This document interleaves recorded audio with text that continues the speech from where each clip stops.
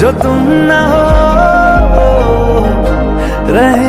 মাঝে মাঝে উপবাস অনেক ব্যাধি করে নাশ। উপবাস অর্থাৎ না খেয়ে থাকা, মেডিকেলি ইংরেজি শর্ট টার্ম আমরা যেটাকে বলে থাকি সেটা হলো ফাস্টিং।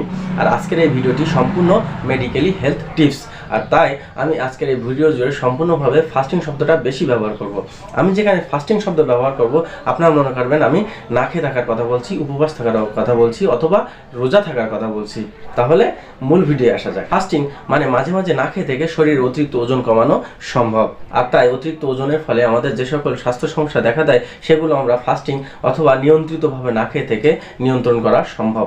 আমি কিন্তু বলছি নিয়ন্ত্রিতভাবে না খেয়ে থেকে, কারণ নিয়ন্ত্রিত বলতে লিমিটেড বা টাইম বেঁধে না খেয়ে থাকলে।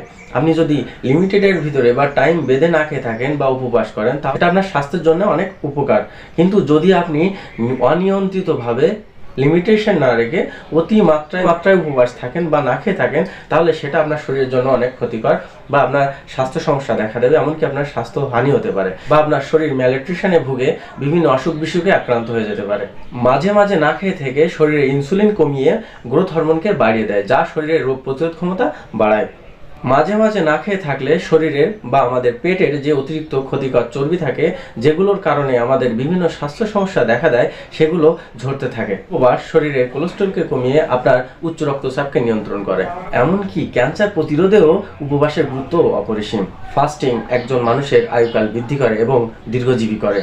আর এত শত উপকারের জন্য আপনি যে না খেয়ে থাকতেছেন বা ফাস্টিং করতেছেন অথবা উপবাস থাকতেছেন, আপনাকে মনে রাখতে হবে যখন উপবাস শেষে বা ফাস্টিং শেষে আপনি খাওয়া দাওয়া করবেন বা খানা খাবেন, তখন যেন আপনি অতিরিক্ত মাত্রায় জাঙ্ক ফুড অথবা অতিরিক্ত ক্যালোরিযুক্ত খাবার আপনি খেলেন।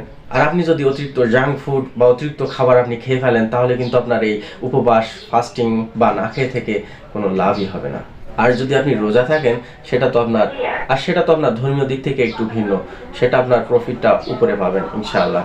আর তাই রোজা থাকবেন, যেটা আপনার ধর্মীয় দিক থেকে আপনার যেমন সেফটি রাখবে তেমনি আপনার শরীরের দিক থেকেও আপনার সেফটি রাখবে।